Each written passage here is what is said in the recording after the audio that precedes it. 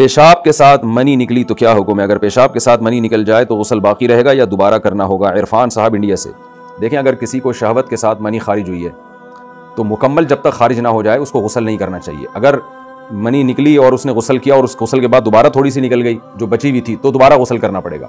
तो इसलिए जब किसी को एहतलाम हो या मनी शहवत के साथ खारिज हो तो उसको चाहिए कि एक दफ़ा अच्छी पेशाब कर ले वो, ताकि जो भी गंदगी रह गई है वो निकल जाए, उसके बाद गुस्ल करे। तो पेशाब करने के बाद जब गुस्ल करेगा फिर अगर दोबारा निकल भी जाए तो फिर दोबारा गुस्ल फ़र्ज नहीं होता, क्योंकि ये नया सबब पाया जा रहा है इसके लिए।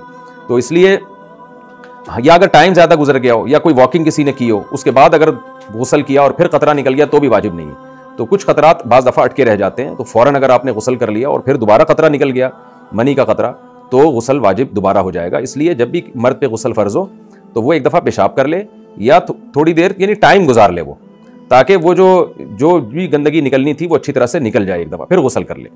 तो बाकी पेशाब के दौरान नॉर्मली हालत में जो सफ़ेद पानी निकलता है या मनी निकलती है वो मनी नहीं होती। मेडिकली जो मेडिकल साइंस कहती है कि वो मनी नहीं होती। आमतौर पे बाज़ नौजवानों को ऐसा होता है कि पेशाब से पहले या पेशाब के बाद कतरात आते हैं। तो मनी जो है वो वही है जो शहवत के साथ, शहवत ख़त्म होने पर निकलती है, शहवत पूरी होने पर निकलती है। इसके बगैर मनी जिस्म से नहीं निकलती। तो वो सफ़ेद पानी निकल रहा होता है, लोग उसको मनी समझ रहे होते हैं नौजवान, तो फिर परेशान होते हैं।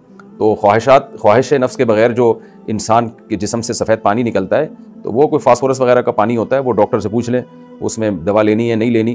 तो लेकिन ये कि उससे गुस्ल फ़र्ज नहीं होता।